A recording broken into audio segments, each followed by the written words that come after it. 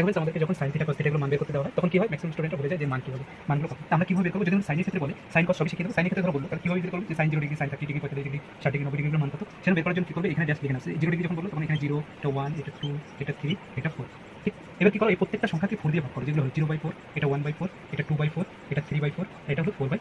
যদি এটাকে করে দাও তাহলে এখন কি আছে, দেখো প্রথমটা কত এসে দাঁড়ালো, প্রথমটা এসে দাঁড়ালো 0, এটা এসে দাঁড়ালো কত 1/4, এটা এসে দাঁড়ালো কত, ওইটা 2 হয়ে যায় তাহলে 1/2, হ্যাঁ, এটা কত 3/4, আর লাস্ট যেটা রয়েছে এটা যদি কেটে দিই আমাদের 1/1 মানে 1 হয়ে যায়। এবার হলো আমাদের কাজ কি, আমাদের কাজ হলো একদম ছোট, কি এই যেটা এলো এটাকে জাস্ট রুট করে দেবো, প্রত্যেকটাকে আমরা এইভাবে রুট করে দেবো। এটা দেখো কিভাবে ভ্যালুটা তোমরা বের করতে পারো সেই ট্রিকটা কিন্তু আমি তোমাদেরকে শেখাচ্ছি। তাহলে যদি রুট করে দাও তাহলে 0 রুট করলে আমাদের কত আসে, 0ই আসে আমাদের। 1/4 রুট করলে কি হয়ে যায়, 4 কে লিখতে পারি 2 2 মানে বাইরে কত চলে আসে আমাদের 1/2 চলে আসে, তাই তো 1/2 1/2 1/2টা কি 1টা 1 হয়ে যায়, আর 2টা কি হয়ে যাবে, 2টা রুট হয়ে যাবে 1/2 থেকে। এখানে 3টা উপরে কি হয়ে যাবে, √3 থেকে যাবে, আর নিচে 4 থেকে কত, 2 2 4 মানে একটা বাইরে চলে যাবে, আর 1 করলে 1। তাহলে সাইন যদি বের করতে পারো তোমরা কিভাবে করবে, সাইন 0 ডিগ্রি মান 0, সাইন 30 ডিগ্রি মান হাফ, সাইন 45 ডিগ্রি মান 1/2, সাইন 60 ডিগ্রি মান √3/2, সাইন 90 ডিগ্রি মান 1। ঠিক আছে, আর cos থিটা করলে কি করবে, উল্টো দিক দিয়ে কাউন্ট করতে আসবে। ঠিক আছে, cos যদি বলা হয় cos